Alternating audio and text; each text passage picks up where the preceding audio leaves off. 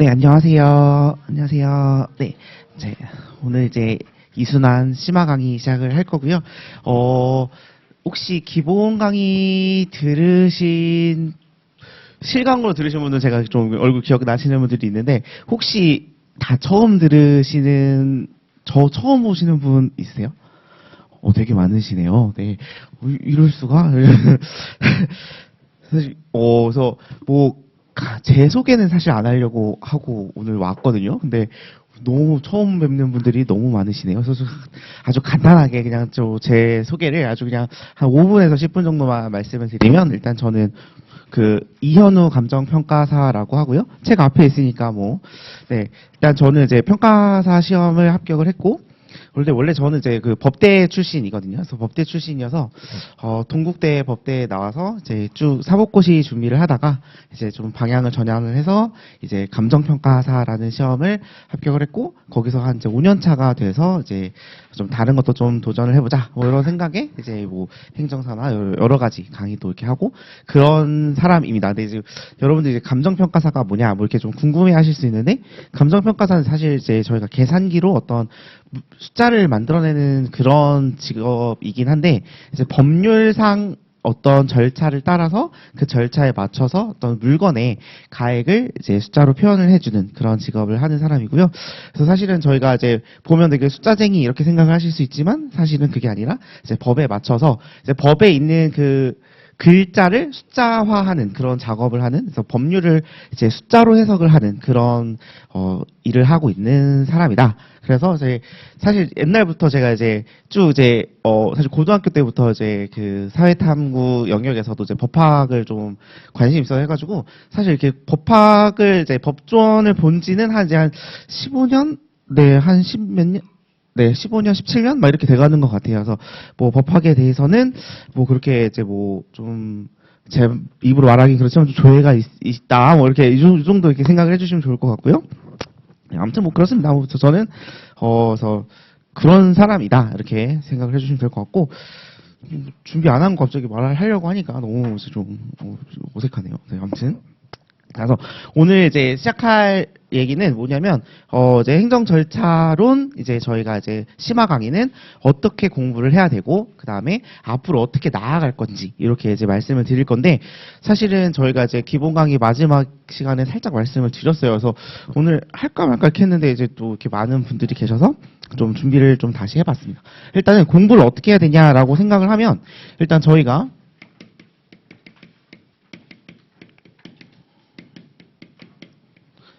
이 행정 절차로는 이제 보통 40점과 그리고 60점짜리 설명, 서술형, 이렇게 두 개로 이제 있다 이렇게 생각을 하시면 됩니다. 그래서 보시면 이제 40점 사례형이 대부분은 이제 행정 절차법에서 많이 나왔고요.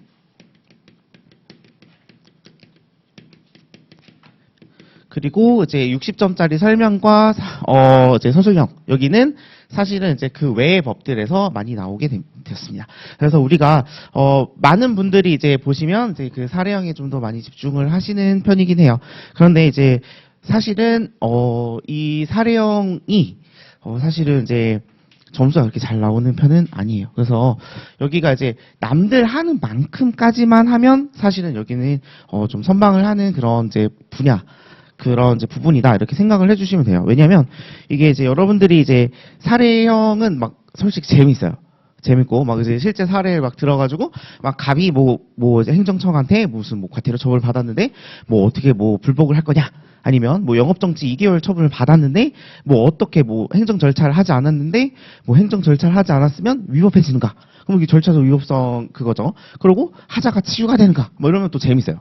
이거 하자가 치유가 될 수 있을 것 같아. 또 밥 먹으면서도 나는 될 것 같아. 그럼 또 옆에 있는 사람은 난 안 될 것 같아. 또 그러고 1시간, 2시간 싸워요. 결론이 없는 그런 얘기죠. 근데 되게 재밌어요.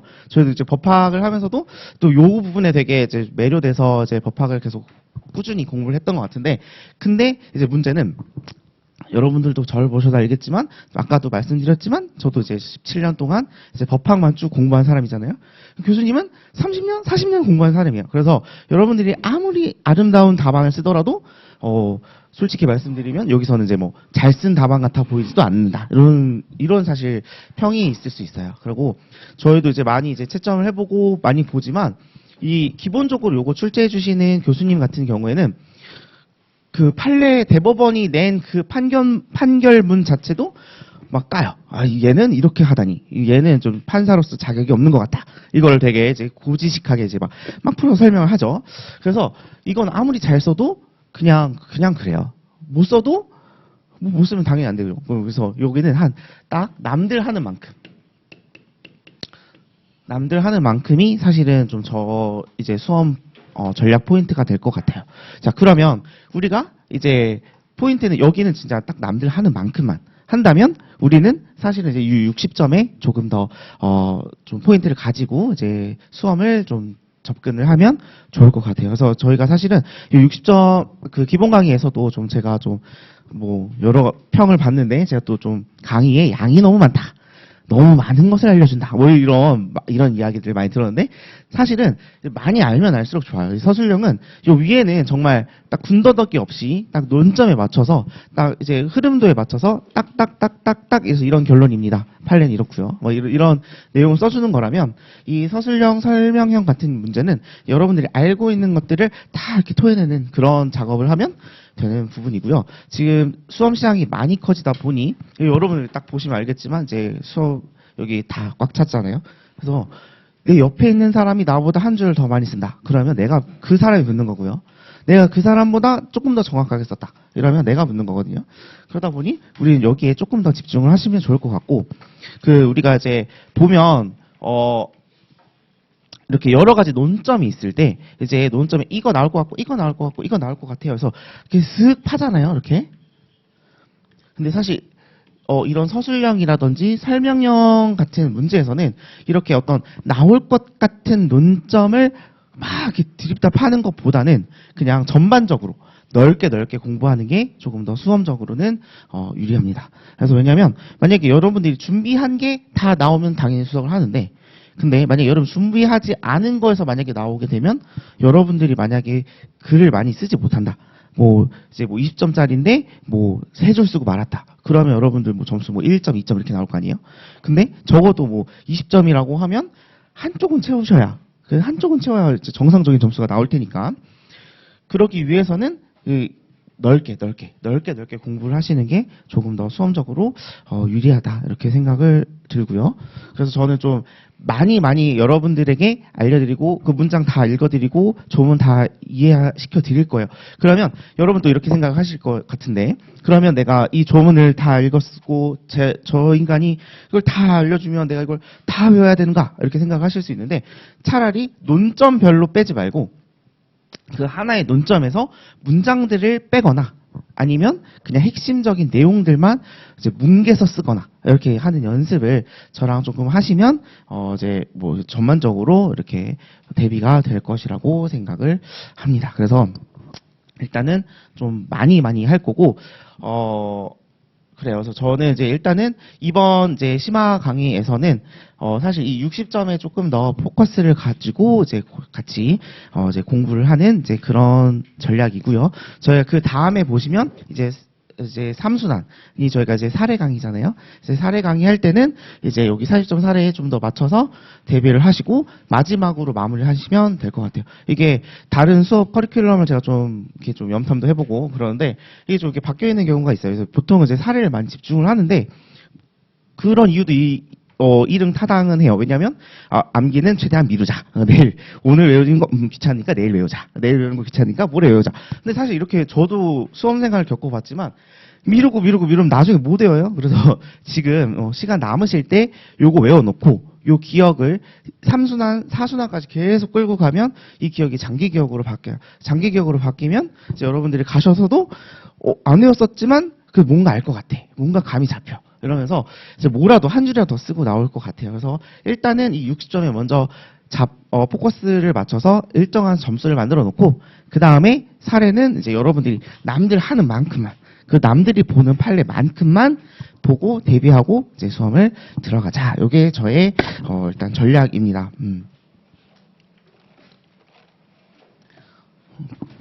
공감되시는 거죠? 얼굴 보니까 막 이런 표정이지만 아무튼 이제 공감을 해주시면 좋을 것 같고요.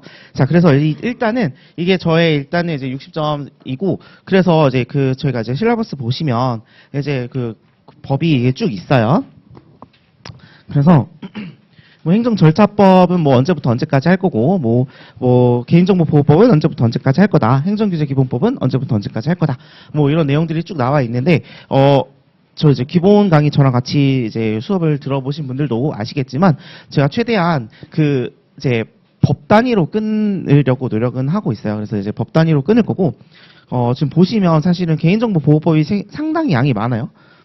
그래서 사실 요게 만약에 저희가 이제 행정절차법을 하면서 이제 좀 부족한 부분이 있을 것 같다라고 하면 요게 개인정보보호법 한 타임 정도는 이제 요거는 행정절차법으로 조금 대체를 할 수도 있을 것 같아요. 그래서 근데 아시겠지만 이제 개인정보보호법이 개정된 지 얼마 안 됐고 그리고 이제 좀 나올 만한 부분들이 이제 2년 전, 3년 전부터 이제 이건 나올 것이야. 이렇게 많이 예측을 했는데 계속 안 나오고 다른 법률이 나오다 보니 이번에는 또 개인정보보호법이 나올 수도 있지 않을까 마지막으로 희망을 걸어보며 좀 타임을 좀 많이 넣어놨어요. 그래서 여기서 저랑 같이 공부하고 이해하고 하는 거를 이제 외우셔가지고 가서 쓰실 수 있도록 좀 길게 잡아놨으니 좀 부담 갖지 마시고 오시면 좋을 것 같아요. 네, 그리고 자 그러면 여기까지 보고 자 그럼 이제 심화 강의는 어떻게 할 거냐? 일단 심화 강의는 이제 좀 아시겠지만 아침에는 이제 시험이 하나 있을 거고요. 시험은 20점짜리로 이제 출제를 할 예정입니다. 그래서 20점짜리니까 여러분 이제 보통 이제 10시 수업이니까 10시에 오시는데 10시에 오시면 안 되고요.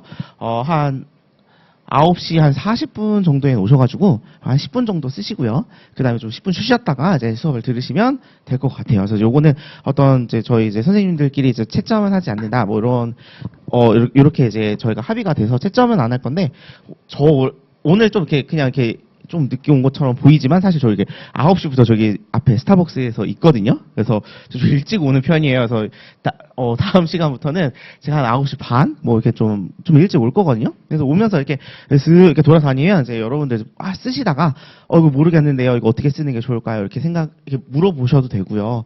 뭐 이렇게 즉흥적으로 뭐 채점까지는 아니지만 그래도 이제 쓰는 방향. 가닥 이런 것들은 제가 좀 일찍 와가지고 봐 드릴 테니까 이제 여러분들도 이제 딱 이렇게 10시에 이렇게 맞춰 오시지 마시고 좀 일찍 오셔가지고 이제 좀 쓰는 연습을 하시면 좋을 것 같아요. 사실 저희가 이게 기본 강의에는 저희가 좀 이제 다른 선생님들 몰래라고 얘기해야 되나 모르겠는데 아무튼 이게 좀 정의를 좀 쓰는 시간을 가졌었어요. 그래서 정의를 외워서 정의를 쓰고 아침마다 조금 쓰는 그래서 이게 아침에 손을 풀어주는 게 좀 좋긴 하거든요. 그래서 좀 쓰는 연습을 했는데 이제는 조금 더 길게 쓰는 거죠. 그래서 아무튼 아침에 이렇게 시험이 있을 예정입니다. 그리고 이제 수업을 쭉 시작을 할 거고요. 그리고 마지막에 제가 한번 복습을 해드릴 건데 그리고 그 다음 주에 오시면 또 전날 했던 거를 한 번 더 복습을 해드릴 거거든요. 그럼 한 번, 두 번, 세 번 이렇게 세 번을 보시게 될 거니까 약간 3회독을 할 수 있는 어떤 그런 효과를 좀 드리고자 이렇게 세 번을 말씀을 드릴 거고요. 그리고 이제 또 그렇긴 한데 사실은 조금 숙제가 있을 수 있습니다. 숙제가 뭐냐면 이제 제가 이제 이렇게 이제 수업을 진행을 하면 이제 하루에 한 5논점에서 한 10논점 정도가 되더라고요. 그러면 이제 여러분들이 이제 10논점을 이제 그 다음 시간에 이것 중에 하나의 논점이 시험을 볼 거잖아요. 그러니까 이제 제가 요 5개의 논점을 좀 서브로 좀 정리를 해오세요. 이렇게 말씀을 드릴 거예요. 그럼 이거 뭐 숙제 검사를 하지 않겠지만 이제 본인만의 서브를 만들어 오는 게 사실은 숙제고요. 그 다음에 본인 서브 만들기 이게 숙제고 두 번째는 또 제가 약간 기출문제를 좀 많이 풀어드리고 싶거든요 이번 시간에. 근데 이제 기출문제를 푸세요 이렇게 할 수는 없으니 기출문제를 제가 좀 찝어드린 것들을 풀어가지고 오시면 됩니다. 수업 시간에 풀어 드릴 거니까 미리 풀어 보시는 게 좋을 것 같아요.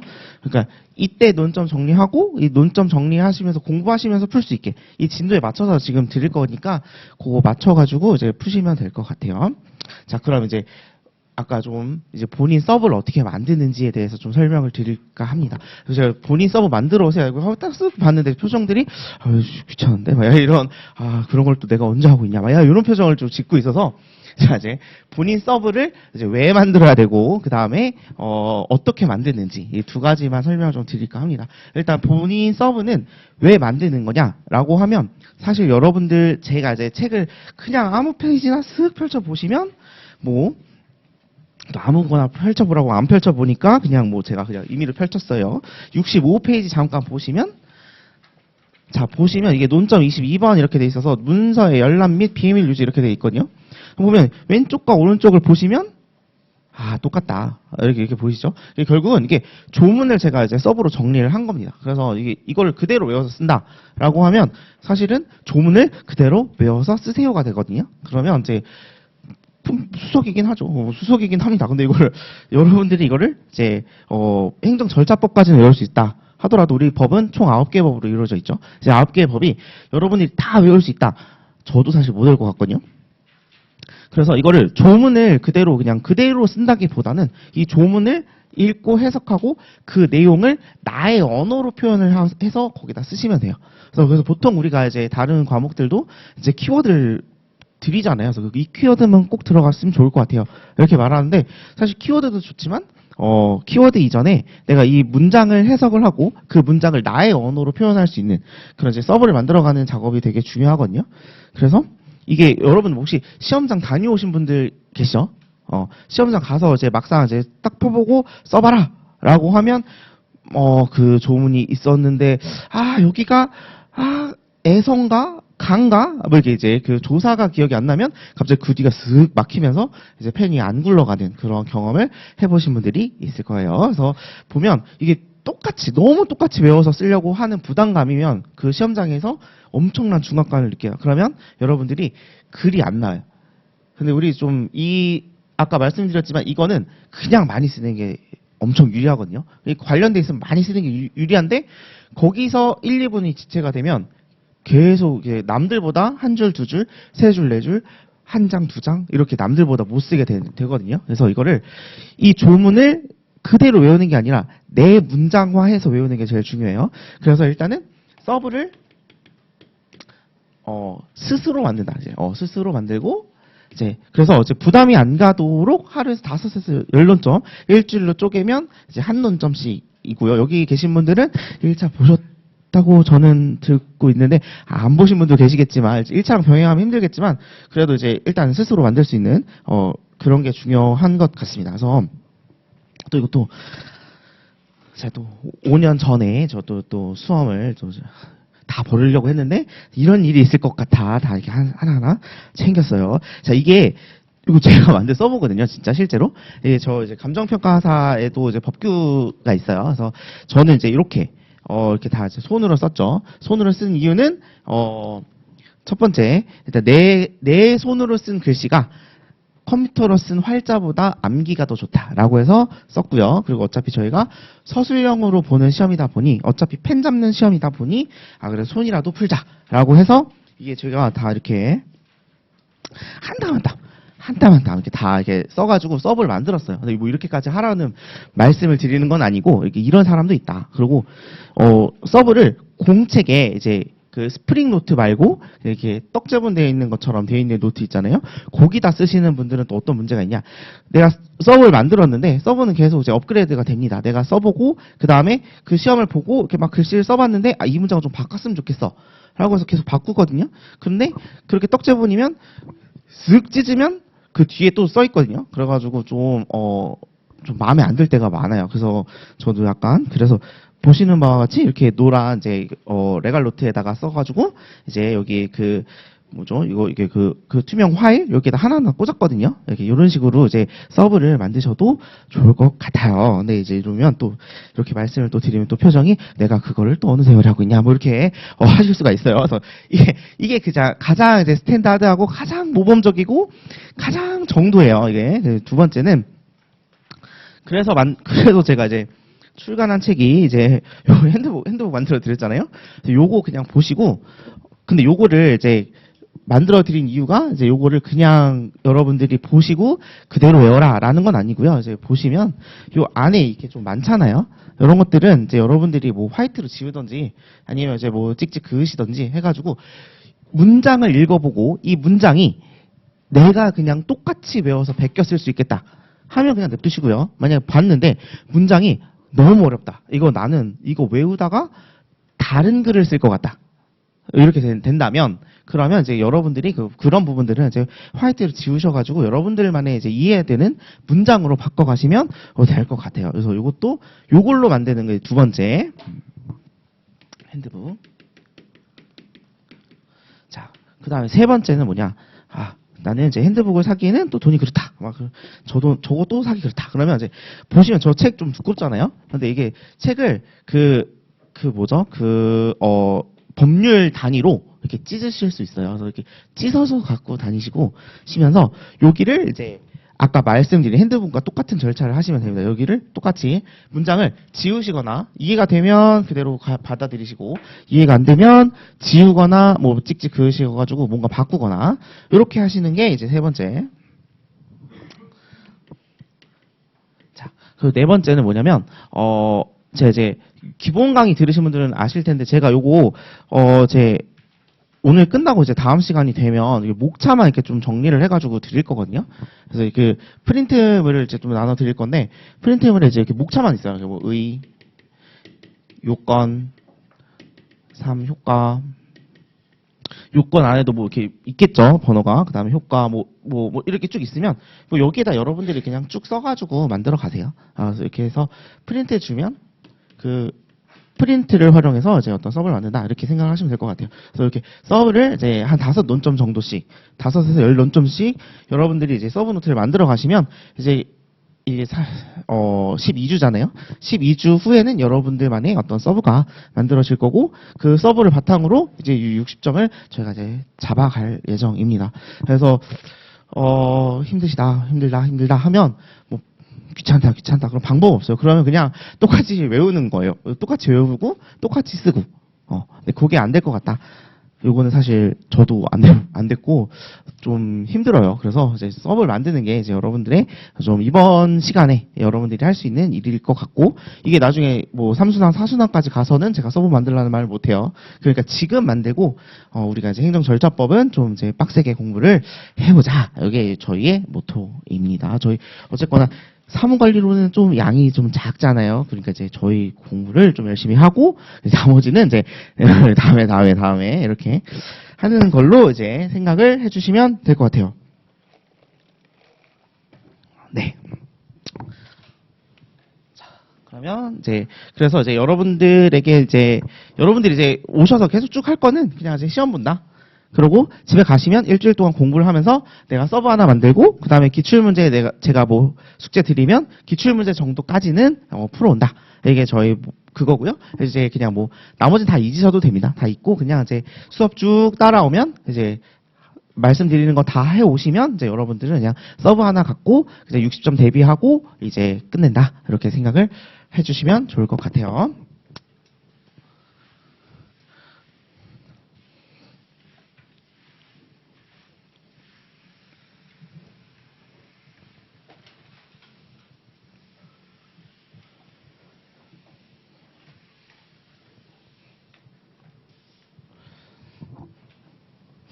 사실 집에서 열심히 하라고 해야지 이러고 막 엄청 독하게 말할 거야. 딱 왔는데 이렇게 여러분들 딱 말 한마디 할 때마다 여러분들 표정을 보니까 좀 살짝 주눅이 들어서 해오세요 이렇게 됐는데 아무튼 해오세요. 알았죠? 한 번 더 이제 근엄하고 진지하게 말했습니다. 해오세요. 이렇게 하나도 안 진지하죠 뭐. 자, 그럼 이제 오늘 수업을 시작을 해보도록 하겠습니다. 그리고 여러분들 이제 제가 좀 자료들이 좀 양이 자료가 또 책도 두꺼운데 자료도 많고 막 그럴 수 있어요. 근데 이 자료가 많은 거는 다 보시라는 의미로 막 드린 건 아니고, 보시다가 이게 나의 수험에 도움이 되겠다 하는 것들만 챙겨가시고, 아니다 싶으면 그냥 버리셔도 됩니다. 이게 제가 이제 자료를 만드는 이유가 이제 보면 이제 수업도 하면서 이제 피드백도 듣고, 그다음에 이제 인터넷 강의에 이제 게시판에도 뭐 글이 올라오잖아요. 그런 것들 좀 반영을 하면서 이제 이런 게 필요할 것 같아요. 내 수험에 이런 게 도움이 될 것 같아요. 이렇게 말씀을 하시면 제가 이제 좀 바쁘긴 하지만 그래도 좀 시간이 되는 대로 만들어서 이제 좀 제공을 해드리는 거거든요. 이것도 이제 또 이제 저희 이제 또 수업을 열심히 들어주시는 분이 이런 거 좀 있으면 좋겠다. 뭐 이렇게 이래가지고 밤에 이제 한 땀 한 땀 이제 PPT로 이제 못하는 컴퓨터로 이제 한 땀 한 땀 이렇게 만든 거거든요. 그래서 여러분들도 혹시나 이제 공부하시다가 나 이런 것 좀 필요한 것 같아요. 뭐 이런 것들은 또 말씀을 주시면 제가 또 만들어 드릴게요. 그래서 맞아. 그래서 인터넷에서도 들었던 말 중에 하나가 뭐냐면, 제가 이거 좀 약간 이제 논점 1번부터 140번까지 쭉 있지만, 논점 말고도 이제 조문도 막 읽어드리거든요. 그리고 조문도 막 공부해드리고, 이제 그 자기는 그 조문들 이제 제가 설명을 해준 그 조문들만 좀 뽑아서 좀 알려주시면 이제 공부하는데 좀 도움이 되겠다. 이렇게 말씀을 하시더라고요. 그래서 나중에 그것도 이제 제가 읽어드렸던 이제 논점화하지 않았던 그런 조문들도 이제 다 정리해서 드릴 예정이에요. 그래서 뭐 그런 자료를 또 줬다고 해서 또 뭐 이것까지 외우라는 거냐, 나는 못 외운다, 이렇게 생각하시면 안 되고, 이렇게 그런 것들 드리는 거고. 솔직히 말이 되는지 모르겠는데 다른 책 제가 좀 이렇게 훔쳐보거든요. 근데 그것보다 그렇게 많지 않은 것 같은데 왜 그렇게 많다고 느끼시는지는 잘 모르겠어요. 다 봤어요. 다 봤는데 그렇게 많지 않습니다. 그래서 아무튼 그렇고 네. 그래서 아무튼 많지는 않습니다. 자 일단은 이제 이거는 이제 요거 뭐죠? 요거 이렇게 가로로 된 거 보시면 되고요. 그래서 가로로 된 걸로 이제 오늘 수업을 시작을 할 건데, 요거는 저희가 이제 사실은 이제 기본 강의 안 들으시는 분들이 더 많은 것 같지만, 이제 기본 강의 들으신 분들과 이제 위에서 좀 한마디를 말씀드리면, 저희가 이제 기본 강의는 사실은 좀 나무를 보는 좀 그런 수업으로 좀 이어졌어요. 이제 이 나무를 보는 수업으로 이어졌던 게, 저희가 항상 얘기를 합니다. 법학을 공부할 때는 숲을 보고 나무를 보세요. 이렇게 항상 얘기를 하는데, 저도 이제 17년 동안 공부해온 결과, 아무리 나무를 보려고 해도 나무가 보이지 숲을 보려고 해도 숲이 보이지 않아요. 이게 나무가 어느 정도 이해가 돼야 그 다음에 숲이 이해가 되거든요. 그래서 이제 기본 강의에서는 좀 이제 그래서 어차피 안 볼 거면 그냥 나무나 열심히 보자 해가지고 나무를 좀 열심히 봤다면, 이제 이번 수업에는 좀 숲을 좀 보는 연습을 좀 하려고 해요. 그래서 이제 요런 도식화된 것들을 좀 드린 건데, 요거 사실 제가 이거 A3용으로 뽑은 거긴 해요. 근데 그래서 혹시라도 만약에 좀 안 보인다, 좀 너무 작다, 그러면 이제 되는지 잘 모르겠는데, 아무튼 그 조교님한테 혹시 이거 A3로 좀 뽑아달라 이렇게 말씀을 해보세요. 그러면 좀 뽑아주실 것 같고요. 그 뒤에 그 세로로 된 거는 A4 용지로 맞춰서 이제 글자 크기 11포인트로 만든 건데, 얘는 A3 용으로 뽑으면 이게 11포인트 돼요. 그런데 이게 A4로 작게 축소해서 들어가다 보니 이제 포인트가 좀 작게 들어간 부분은 있어요. 그래서 요거는 좀 그거는 가서 말씀을 해보시거나, 아니면 요거 그냥 복사해가지고 A3로 이제 확대 복사하시면 될 것 같거든요. 아무튼 네, 그렇게. 네. 아니면 파일 달라고 주시는지 모르겠지만, 아무튼 달라고 한번 해보세요. 자, 그럼 이거부터 이제 시작을 하도록 할게요.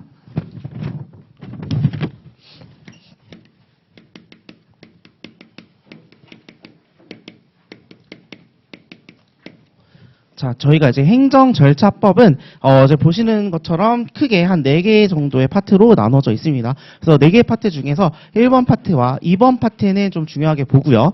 그리고 3번 파트는 나온 적이 거의 없지만 솔직히 말하면 3번 파트가 더 중요해요. 그리고 4번 파트는 그냥 약술형으로 한번 대비할 수 있을 것 같아서 파트는 1, 2, 3, 4입니다. 보시는 순서는 1 보고 2 보고 그 밑에 내려와서 3 보고 그 밑에 내려와서 4 보고. 자, 1번부터 보시면,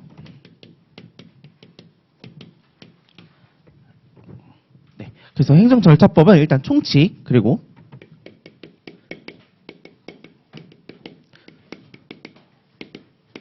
처분의 절차, 그 다음에 세 번째가 그 외, 그 다음에 이제 네 번째가 보시면 이제 국민참여 확대 이렇게 돼 있죠.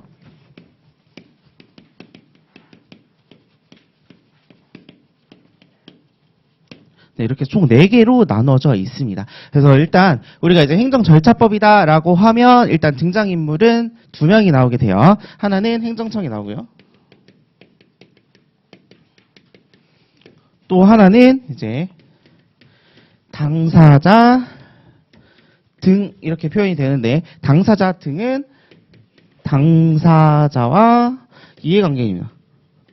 이렇게 2개로 나눠져 있어요. 그래서 여기는 이제 그리고 이 행정청이 일반적으로 어떠한 무언가를 하는데, 이 무언가를 하는 가장 대표적인 것이 우리는 처분이라고 부르는 것 중에 것입니다. 그래서 처분이고, 이 처분에 따른 행정 절차, 이게 파트 2입니다. 그리고 아까 처분 말고 다른 게 있다라고 말씀드렸죠. 다른 것들은 그 외로 빼서 보시면 되는 부분이고요. 자, 이걸 좀 예를 들어 보시면, 뭐 예를 들어 이 당사자 보통은 국민이 되고요. 우리는 이제 갑을병정 이렇게 중에서 이제 한자로 되어 있는 친구입니다. 이 갑이 이제 관악구를 살고 있어요. 그런데 이제 이 사람이 관악구에 살면서 이제 출퇴근을 서초로 합니다. 그래서 이제 서초구에 어떤 술집을 운영을 하고 있죠. 그런데 미성년자에게 주류를 판매를 했습니다. 그래서 미성년자 주류를 판매를 하다 보니 이 행정청이 너 미성년자에게 주류를 판매하다니 나쁜 아이, 이렇게 하면서 이제 영업정지 2개월 처분을 합니다.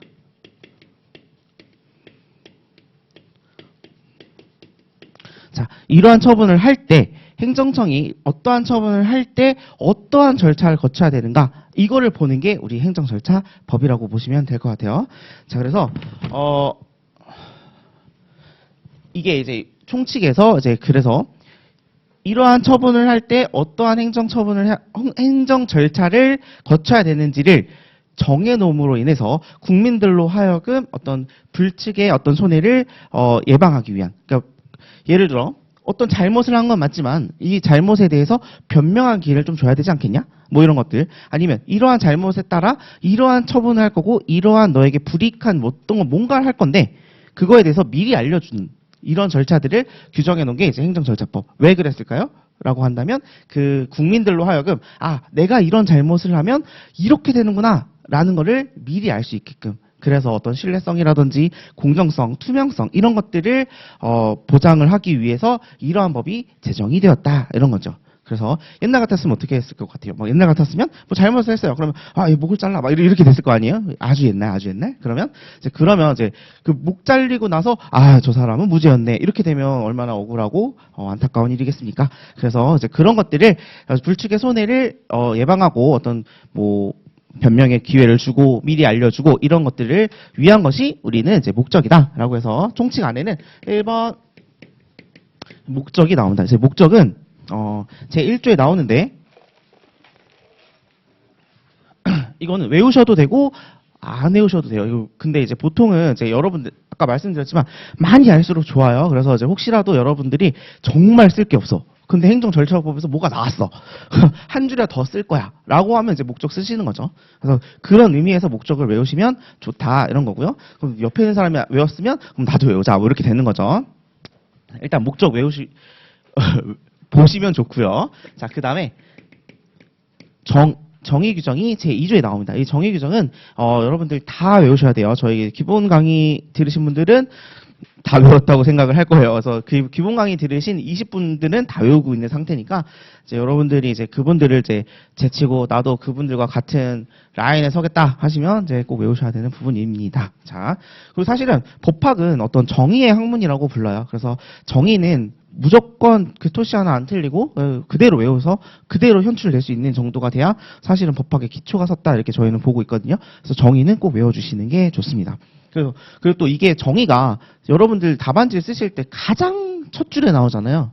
그러니까 여러분들이 그 답안지에서 첫인상을 좌우하는 게 정의입니다. 그래서 만약 여러분들이 정의가 조금 틀렸다, 그러면 그 밑에는 뭐 그냥 일반적인 학생이겠군 하고 채점이 들어가고요. 만약에 정의가 너무 똑같이 잘 썼어, 그리고 막 몇 조 몇 호까지 막 써 있어, 그러면 얘는 그냥 밑에 뭐 잘 썼겠네, 그럼 이제 목차만 보고 뭐 그 안에 있는 내용도 그래도 잘 썼겠네 라는 어떤 신빙성을 갖게 되죠. 그래서 이게 첫인상이기 때문에 정의는 꼭 암기를 해주십사 말씀을 드립니다. 자, 그리고 그럼 이 행정절차법은 아까 말씀드린 것처럼 이렇게 국민의 신뢰성과 투명성, 공정성 이런 것들을 위해서 행정 행정청이 어떠한 처분을 할 때 절차를 정해놓은 거다 이렇게 말씀을 드렸죠.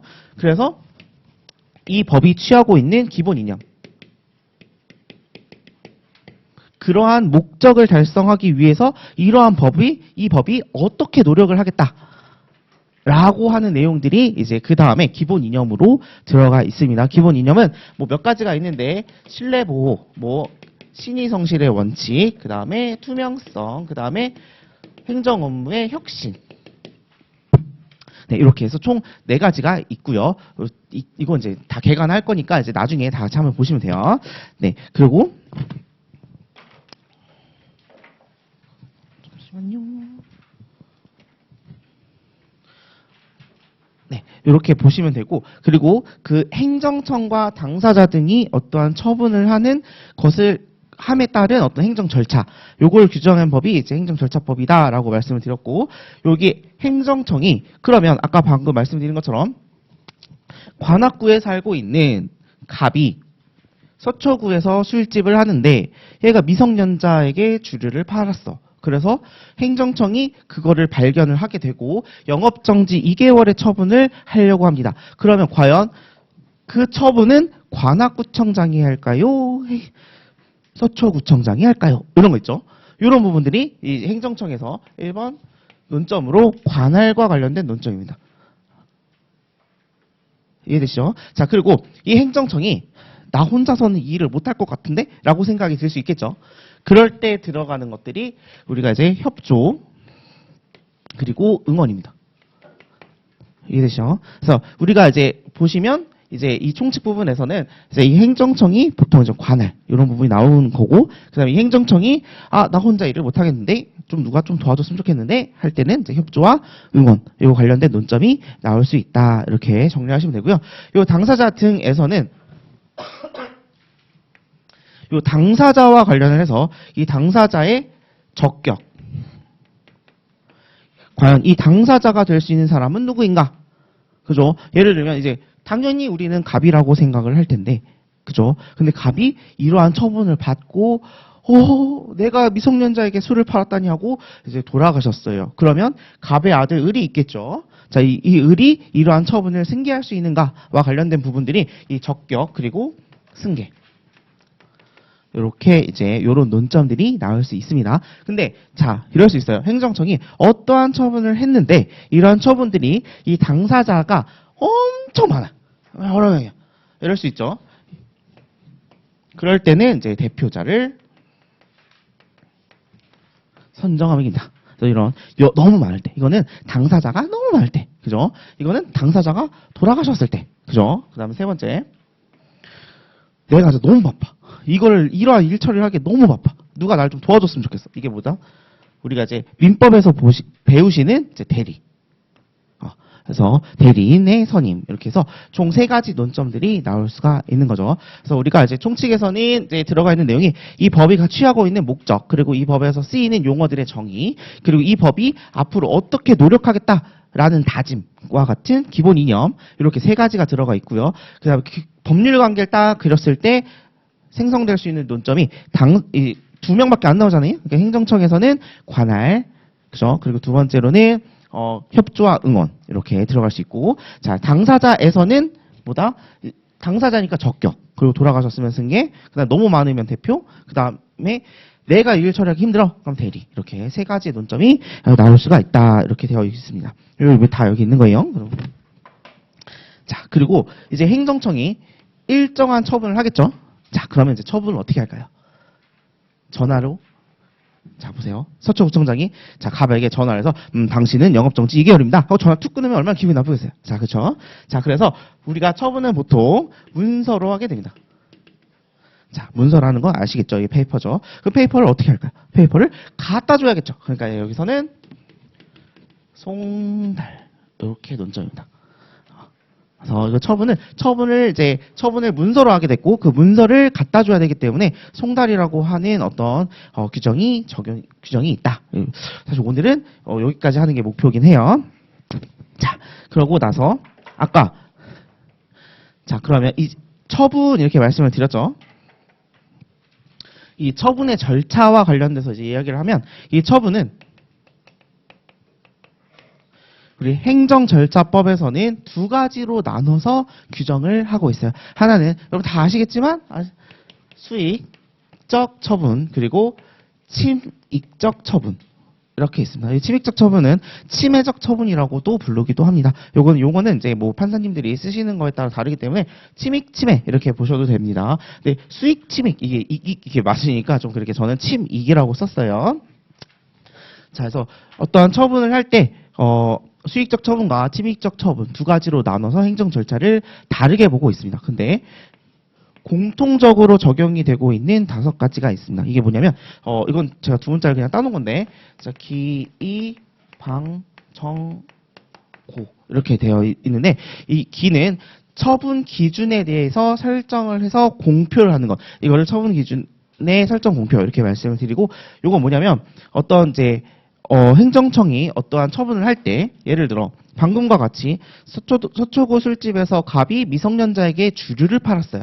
근데 한 번 걸렸을 수도 있고 3번 걸렸을 수도 있고 10번 걸렸을 수도 있어요. 근데 그럴 때마다 처분이 이제 행정청이 자기 멋대로 막 처분을 한다. 그럼 좀 이상하죠. 뭐 얘가 뭐 미성년자에게 술을 팔았는데 얘는 이제 넌 마음에 드는군. 너는 그냥 면제해주겠어. 너는 마음에 안 드는군. 너는 영업정지 3개월이야. 너는 영업정지 5개월이야. 이렇게 하면 그 처분에 대한 어떤 국민의 신뢰성과 투명성, 그런 것들이, 공정성, 이런 것들이 다 훼손이 되겠죠. 우리가 이제 법의 목적과 맞지 않아요. 그래서 어떠한 처분을 할 때 그 처분에 대한 처분 기준을 정해놓고, 그거를 설정해놓고 공표, 알려주게 되면, 그럼 국민들이, 아, 내가 이거 미성년자들 술 팔다가 한 번 걸리면 영업정지 1개월이고 2번 걸리면 3개월이고 3번 걸리면 뭐 6개월이고 이렇게 받을 수 있겠네? 라고 하는 어떤 신뢰성을 이제 확보할 수 있다라는 게 이제 그래서 기. 그리고 이거는 침익적인 부분뿐만이 아니라 이제 수익적인 처분에 있어서도 보조금을 줄 때 누구는 100만 원 주고 누구는 300만 원 주고 이런 것도 말이 안 되겠죠. 그래서 처분 기준에 대해서 설정을 해서 공표를 해서 투명성 있고 신뢰성 있게 하자. 이런 부분들이 이제 기. 그다음에 이유를 제시합니다. 내가 이러한 처분을 어떠한 법령의 근거에 따라서 이렇게 줄 거야, 이렇게 처분을 하는 거야라는 내용이 이제 이유 제시.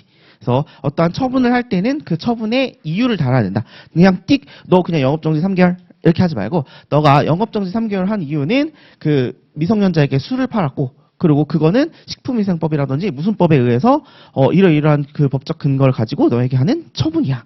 라는 이유를 제시해라. 라는 게 이고요. 그다음 방은 처분의 방식입니다. 처분의 방식은 보통은 문서로 한다 이렇게 되어 있어요. 그래서 아까 말씀드린 것처럼 처분의 방식은 문서로 하기 때문에 우리는 송달과 관련된 규정을 총칙에서 두고 있다 이렇게 보시는 거죠. 그래서 수익적 처분이든 침익적 처분이든 처분은 문서로 해야 되고 문서로 할 때는 송달을 해줘야 된다. 이런 부분입니다. 그 다음에 정.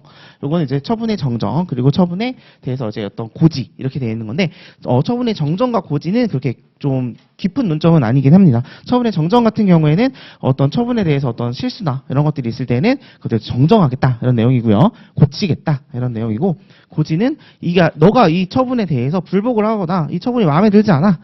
그럴 때는 어떠한 절차를 거칠 수 있어 라는 것들을 이야기해 주는 게 이제 고지입니다. 그래서 이런 부분들에 있어서 이제 기, 방, 정고 5가지는 수익적 처분과 침익적 처분에 대해서 공통적으로 적용이 되는 절차다 이렇게 보시면 되고요. 자, 그러면 이제 수익적 처분에서는 뭐가 있냐? 2가지가 있습니다. 수익적 처분에서 하나는 얘는 처리 기한의 설정 및 공표입니다. 여기 아까 처분 기준의 설정 및 공표는 공통적 절차고요. 처리 기한의 설정 및 공표는 수익적 처분에서만 적용되는 절차예요. 무슨 말이냐면 그 다음 것까지 보고요. 그 다음은 신청입니다. 우리가 보통 수익적 처분 같은 경우에는 그냥 가만히 있는데 국가가 나에게 돈을 주진 않아요. 국가는 수익적 처분을 항상 신청을 하도록 되어 있어요.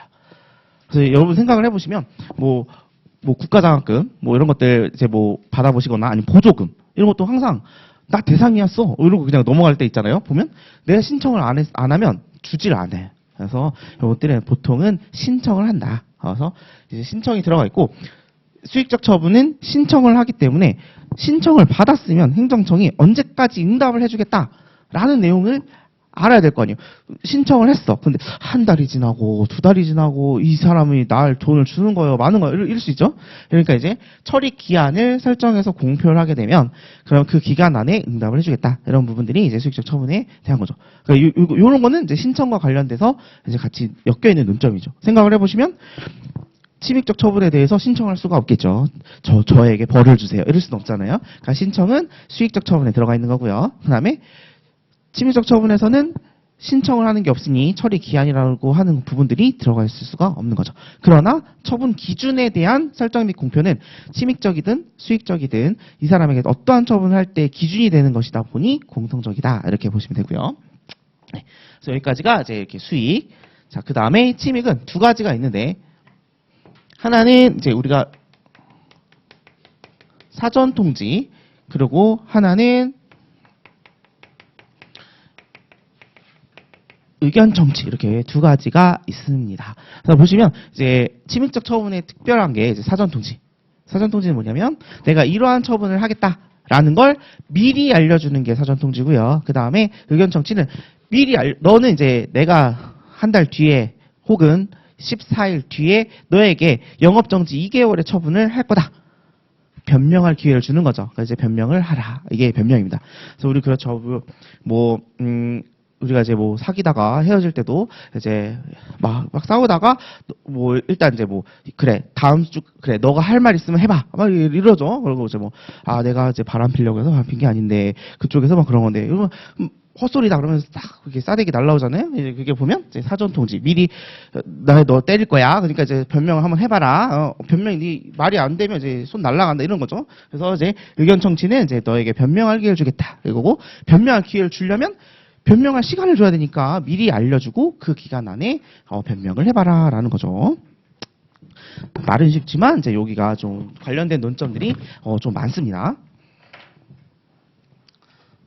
자, 이제 사전 통지 같은 경우에 보시면 여기 이제 왼쪽에 오른쪽에 있는 거 보시면 그 거부 처분의 사전 통지랑 복귀적 행정행위의 제3자에 대한 사전 통지 이렇게 두 개가 있습니다. 이거는 뭐냐면 이 사전 통지 일반적인 것도 당연히 나오고요. 그다음에 거부, 그다음에 복귀적.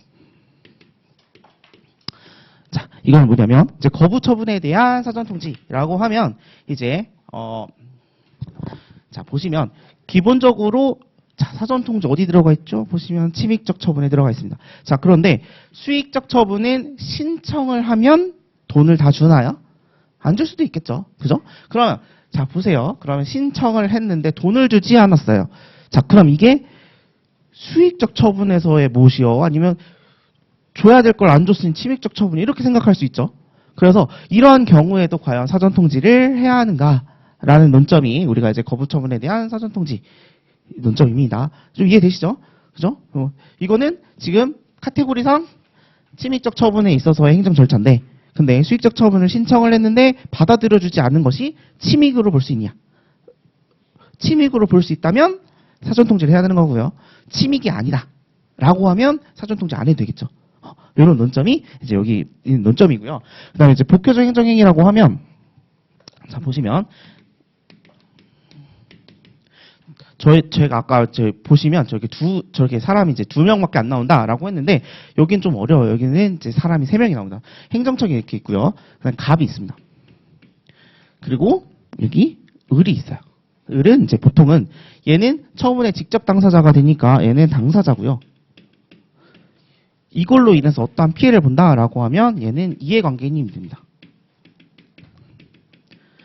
우리는 이거 두 개를 묶어서 당사자 등 이렇게 표현을 하죠. 자, 근데 요거는 좀 논점이 어려운데 좀 한번 들어만 보세요.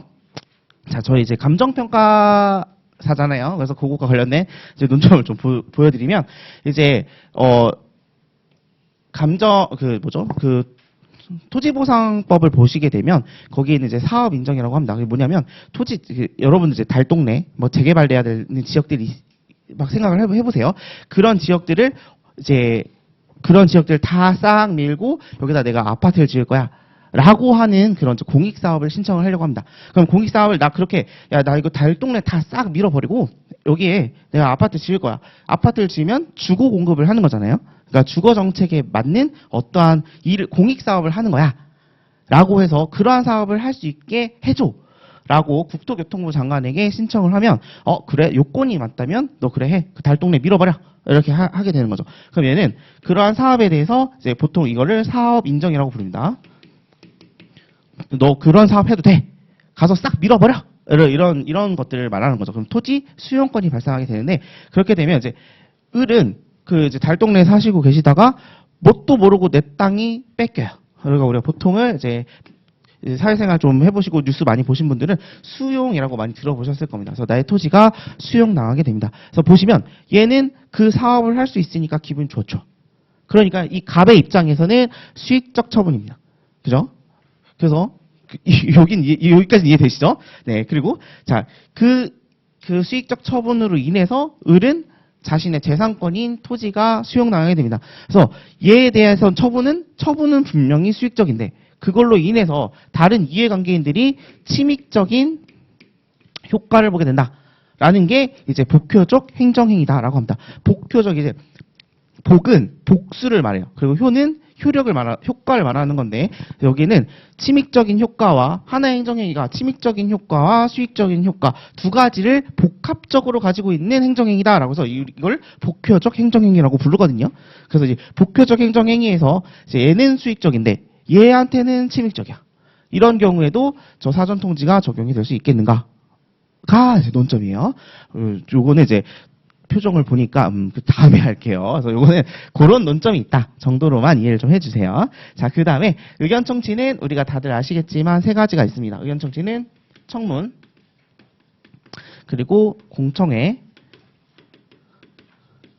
그리고 의견 제출. 네, 이렇게 해서 총 세 가지가 있고요. 이제 당연히 청문은 어떤 절차고, 공청회는 어떤 절차고, 의견 제출은 어떤 절차라고 이제 외우시면 되고요. 그 다음에 청문에서는 주제자. 이게 하나의 논점으로 더 잡혀 있고요. 공청회에서는 이제 온라인 공청회가 이제 추가적인 논점으로 잡혀 있습니다. 얘네들 다 나왔던 논점이기도 하고요. 이제 온라인 공청회는 최근에 이제 코로나19 사태를 겪으면서 조금 개정이 되었어요. 그래서 우리가 나온 논점이 또 나오는 경우들이 많기 때문에 얘는 한 번씩은 또 대비를 해주시는 게 좋을 것 같아요. 왜 바뀌었냐라고 하면 옛날에는 온라인 공청회를 단독으로 열 수가 없었어요. 왜냐하면 사람 불러놓고 해야지 사람 어떻게 그 온라인으로 한다고 그게 의견이 잘 수렴이 되겠어? 라는 어떤 그러한 생각이었는데 이제 코로나19 사태에서 모일 수가 없잖아요. 3명 그때 보면 이제 4명부터는 이제 따로 앉아라 막 이랬잖아요. 그러니까 이제 공청회를 하면 이제 사람 다 모이니까 이제 계속 코로나가 계속 번지죠. 그래서 이제 온라인 공청회를 단독으로 할 수 있는 경우 등을 이제 만들어놨다 이렇게 개정이 된 거예요. 그래서 이런 부분들이 이제 의견 청취와 관련된 논점이다 이렇게 보시면 될 것 같아요. 그래서 여기까지가 이제 보시면 이제 행정 절차입니다. 그래서 다시 보면 행정청이 있고요. 행정청이 일정한 처분을 하고 이 당사자 등에게 처분을 하죠. 그래서 이럴 때 이 처분에 대해서 처분의 절차가 처분이 수익적이냐 침익적이냐를 나눠서 수익적인 경우에는 7개, 침익적인 경우도 7개의 절차를 거쳐야 절차를 다 거친 적법한 그러니까 절차적으로 적법한 그런 어떠한 행정행위가 되는 것이다. 이렇게 되는 거죠. 자, 그래서 그러한 처분이 되는 건데 조금만 더 할게요. 죄송해요. 보시면 그런데 그럼 만약에 그러한 절차를 거치지 않았을 때 그러한 행정행위가 위법해지겠는가라는 게 절차적 하자의 독자적 위법성이다 이렇게 보는 거고요. 그 다음에 있는 논점입니다. 그 밑에 있는 거 보시면 이러한 절차를 거치지 않은 경우 이렇게 돼 있죠. 그래서 이러한 절차를 거치지 않았다. 근데 여기서 하나의 핵심은 뭐냐? 자, 이러한 처분 자체는 정당해야 된다라는 겁니다. 그래서 실체적으로는 우리가 처분이 적법해지려고 한다면 절차적으로도 적법해야 되지만 실체적으로도 적법을 해야 됩니다. 근데 그 논점은 이제 뭐 다들 좀 이제 이게 다른 시험에서도 되게 이제 많이 헷갈려 하시는 부분들인데 이게 실체적으로는 아무런 하자가 없어야 됩니다. 즉 다시 말하면 이 갑이 미성년자에게 술을 판 건 맞아요. 얘가 잘못하고 때려 죽일 놈은 맞아요. 그런데 사전 통지를 안 했어요. 그런데 의견 청취를 안 들었어요. 그런데 혹은 뭐 이유 제시를 안 했어요. 이런 절차적인 흠결이 있는 경우예요. 이러한 경우에 과연 이 처분을 위법하다고 볼 수 있겠는가? 라는 것이 이제 절차적 하자의 독자적 위법성이다. 이런 거고요.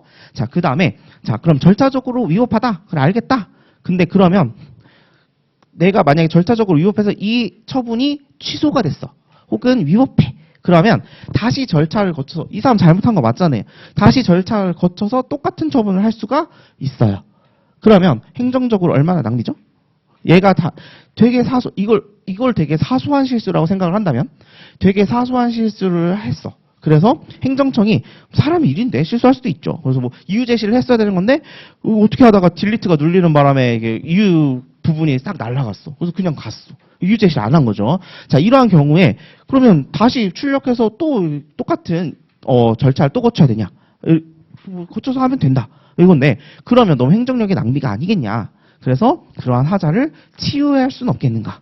라는 거죠. 그래서 그 다음에 보시면 이러한 절차를 거치지 않아서 위법한데 위법한 건 알겠다. 근데 당해 처분이 적법하게 만들 수 없을까? 왜? 행정력의 어떤 낭비나 이런 것들을 막기 위해서 좀 적법하게 만들 수는 없을까? 라는 논점이 이제 하자 치유에 대한 논점입니다. 그래서 여기 독자적 하자의 위법성이랑 그 다음에 하자 치유 이 두 개만 보시면 이제 여기 관련된 이제 이론들은 다 본 겁니다. 자, 그리고